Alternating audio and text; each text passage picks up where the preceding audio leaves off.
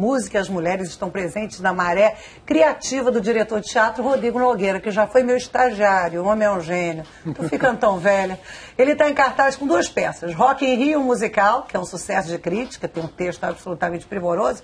E o Teatro é uma Mulher, que estreou essa semana no Rio, igualmente delicioso. Quem está com ele no nosso estúdio de verão é Anne Lotterman, a grávida mais charmosa da Globo News. Anne, conta pra gente aí o que o Rodrigo desses dois espetáculos.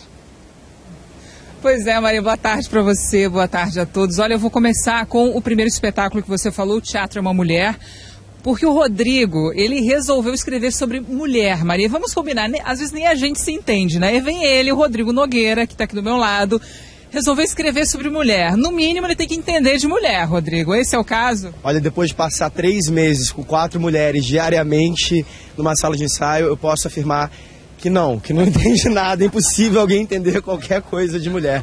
É por isso que a peça termina com uma pergunta, são só perguntas, ninguém quer entender nada, que é só saber um pouquinho mais sobre o universo feminino. Na verdade, a brincadeira dessa peça, eu sempre gostei muito de ver mulheres em cena, sempre. Todas as peças que eu escrevia, os papéis masculinos eram mais assim para o escanteio e os papéis femininos eram bem melhores. Então eu quis fazer essa peça, mas para falar do feminino, assim, que o teatro, eu acho que o feminino traz abertura de significados, o não objetivo, pode ser mais de uma coisa ao mesmo tempo, como é o teatro e como eu acho que são as mulheres. Então não se chega a conclusão nenhuma. Mas de jeito nenhum, quem sou eu? Quem sou eu? Nunca, não, nenhuma conclusão. Agora, outro espetáculo também está em cartaz que você escreveu, o Rock in Rio, o musical, que está em cartaz na Cidade das Artes.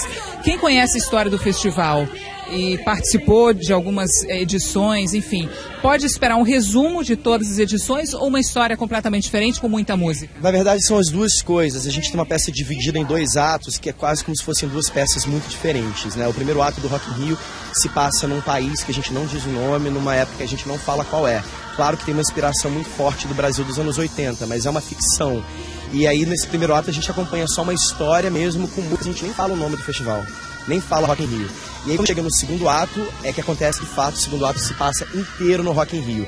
E aí sim, quem for assistir pode esperar uma compilação de todos os fatos engraçados que aconteceram envolvendo Nina Hagen, Prince, o Fred Mercury, Katy Perry, até hoje, coisas de hoje, uma compilação dos 4 festivais, com muita música. Qual a maior dificuldade na hora de escrever um texto num festival com tantas edições, assim, você tornar isso uma história curta para o público entender também? Eu acho que foi escolher, na verdade. O primeiro passo foi abandonar mesmo a ideia de querer ter algum compromisso com o real, porque para dar conta disso eu teria que escolher provavelmente uma edição ou contar uma história que começava em 85 e terminava em 2011, o que para o teatro é muito difícil. Então, o primeiro passo foi esse, foi abandonar esse compromisso com a realidade, com o real, escolher mais a ficção. E a segunda coisa foi escolher, que era difícil, né? Agora, além da música, tem a questão da política que também vocês abordam, a questão dos universitários que se reúnem para uma questão política.